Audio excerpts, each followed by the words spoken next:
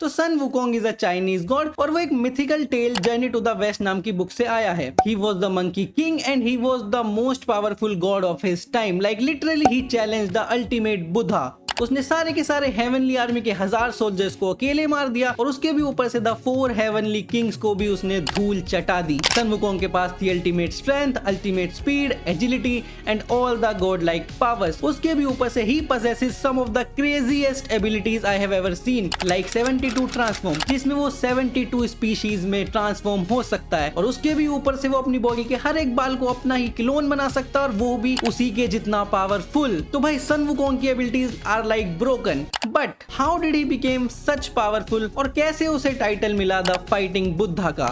इसी को जानने के लिए आज की वीडियो में डिस्कस करेंगे सन वुकोंग की स्टोरी, उसके जन्म से लेके उसकी पूरी जर्नी के एंड तक।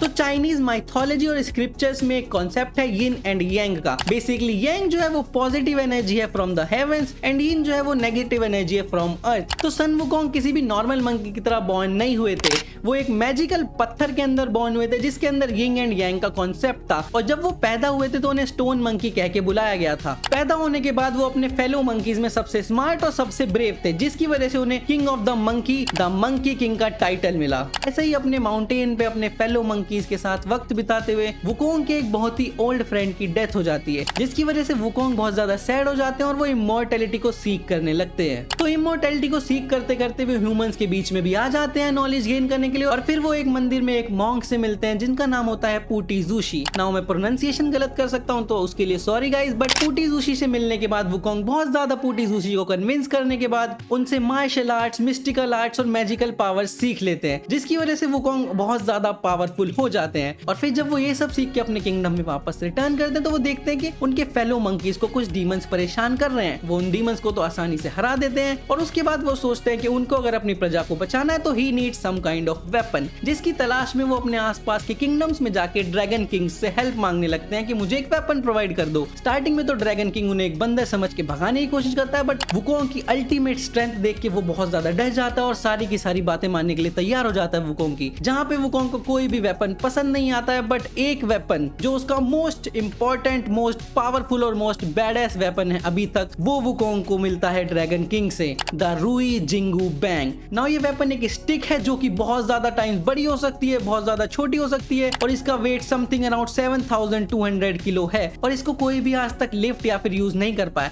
बट वुकोंग इजीली इसको लिफ्ट कर लेते हैं और वो इसे अपना वेपन बना लेते हैं। फिर इसी के बाद वुकोंग अपना रूड और मिस्चिफ नेचर दिखाते हुए बाकी के ड्रैगन किंग से भी डिमांड करने लगते हैं कि वो उन्हें कुछ ना कुछ गिफ्ट्स प्रोवाइड करें एज अ फेलो किंग। तो सारे के सारे ड्रैगन किंग्स डर के अंदर वुकोंग को थोड़ी थोड़ी चीजें, आर्मर, सोना, ये सब प्रोवाइड करना शुरू करते हैं, जिससे जो सेलेस्टियल कोर्ट होता है, सेलेस्टियल कोर्ट वो है जहाँ पे बहुत सारे मेन गॉड्स रहते हैं। सेलेस्टियल कोर्ट इस चीज से बहुत ही ज्यादा अनखुश होता है कि एक मंकी पूरे के पूरे किंगडम में तहल पहल मचा रहा है और कोई भी उसे रोक नहीं रहा है। तो इन्हीं सब चीजों को देख के सेलेस्टियल कोर्ट सन वुकोंग को डेथ सेंटेंस दे देते हैं। ना हमारे सन वुकोंग कहाँ आसानी से हार मानने वाले थे और वो हेल में जाके बुक ऑफ डेथ से ही अपना नाम मिटा देते हैं, जिसकी वजह से सेलेस्टियल कोर्ट बहुत ही ज्यादा गुस्सा हो जाता है और सीधा मंकी किंग वुकोंग को हेवन में समन कर लेता है। वहां पे वुकोंग की फाइट होती है हेवनली आर्मी के 1000 सोल्जर से, जो कि अपने आप में बहुत पावरफुल है, बट सन वुकोंग उन्हें बहुत ही इजीली डिफीट कर देते हैं, जिसको देख के जो 4 सेलेस्टियल किंग्स थे उनको मैदान में आना पड़ता है, बट वुकोंग उनसे भी नहीं रुकते और वुकोंग उन किंग्स को भी इजीली डिफीट कर देते हैं। जिसके बाद सेलेस्टियल कोर्ट डिसाइड करता है कि वो एक पीस ट्रीटी साइन करेंगे सन वुकोंग के साथ। तो पीस ट्रीटी के तहत सन वुकोंग को पीच गार्डन का प्रोटेक्टर बना दिया जाता है। और ऐसे ही एक दिन पीच गार्डन में कुछ लोग आते हैं पीचेस को इकट्ठा करने के लिए, एक पार्टी के लिए, जो कि नोबल्स और हायर गॉड्स हेल्ड कर रहे थे, बट सन वुकोंग वहां पे इनवाइटेड नहीं थे, जिसकी वजह से सन वुकोंग को बहुत ज्यादा गुस्सा आता है और वो पूरी पार्टी में तहस नहस बचाना शुरू कर देता है। वो सेलेस्टियल कोर्ट के अंदर इधर उधर घूमना शुरू करता है, उनके आइटम्स, उनकी वाइन को कंज्यूम करना स्टार्ट करता है और सारे के सारे इमॉर्टैलिटी पीचेस को भी खा जाता है पीच गार्डन में से, जिसके कारण से बहुत ज्यादा गुस्सा हो जाते हैं गॉड गॉड्स, क्योंकि ये चीज बिल्कुल भी छोटी नहीं थी। सन वुकोंग ने उनके पूरे पैलेस में इधर उधर तफरी करी थी और गॉड्स की प्रीमियम वाइन भी पी ली। तो ये सब देख के सेलेस्टियल गॉड बहुत ज्यादा गुस्सा हो जाता है और वो चाहता है कि अब सन वुकोंग के साथ कोई पीस ट्रीटी ना रहे और सन वुकोंग को डिफीट किया जाए, जिसके लिए वो बुलाते हैं अलोंग शेन को। Now Shen and Wukong evenly matched होते हैं और बहुत एक तगड़े बैटल के बाद ये दोनों डिफरेंट स्पीशीज में ट्रांसफॉर्म होते हैं, लड़ते हैं और आखिरकार वुकोंग कैप्चर हो जाता है। तो जब वुकोंग को कैप्चर कर लिया जाता है उन्हें समाधि फायर की पनिशमेंट दी जाती है। समाधि फायर एक ऐसी फायर है जिसके अंदर माना जाता है कि हाईएस्ट गॉड्स भी नहीं सरवाइव कर सकते, even the ultimate Buddha himself can not defeat this fire. But जैसे तैसे 45 दिनों तक समाधि फायर के अंदर वुकोंग एक छोटे से कोने में जाके छुप जाते हैं जहां पे फायर कैच नहीं कर पाती है और बच जाते हैं।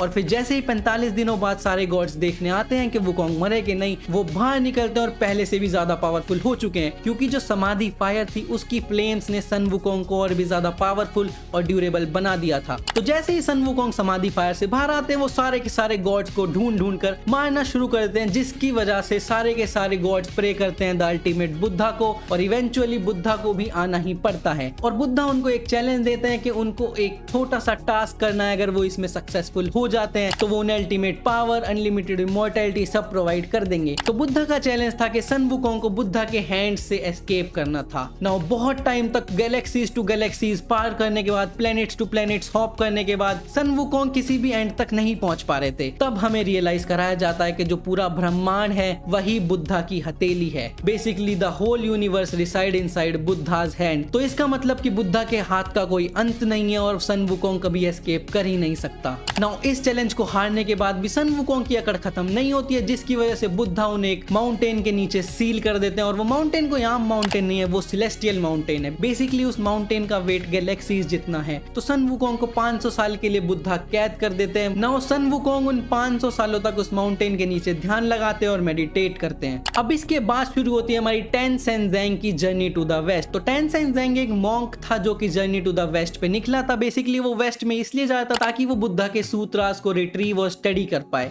नाउ टेंसेंजेंग सन वुकोंग की सील को ब्रेक करता है और उन्हें आजाद कराता है। और टेंसेंजेंग के पास एक बुद्धा का दिया गिफ्ट भी था जो कि था एक हेडबैंड, जो कि टेंसेंजेंग के एक मंत्र पढ़ने के बाद जाके सन वुकोंग के सर पे लग जाता है। और उस हेडबैंड का काम ये होता है कि सन वुकोंग जब भी आउट ऑफ कंट्रोल जाए तो वो सन वुकोंग की पावर को सील कर लेता है और कंट्रोल कर लेता है। नाउ इसके बाद सन वुकोंग की जर्नी का सिर्फ एक ही पर्पस था, टेंसेंजेंग की जर्नी टू द वेस्ट को पूरा कराना। नाउ वो जर्नी बहुत ही ज्यादा डीमंस, गॉड्स इन सब से भरी हुई थी, जिसमें सन वुकोंग टेंसेंजेंग की हेल्प करते हैं उन सबको बीट करके आगे बढ़ने में। तो इसी जर्नी टू द वेस्ट में वो बहुत सारे डीमंस, बहुत सारे गॉड्स, बहुत सारी मिस्टिकल क्रिएचर्स को फाइट करते हैं, जिनके बाद उनका नाम पड़ता है फाइनली द फाइटिंग बुद्धा।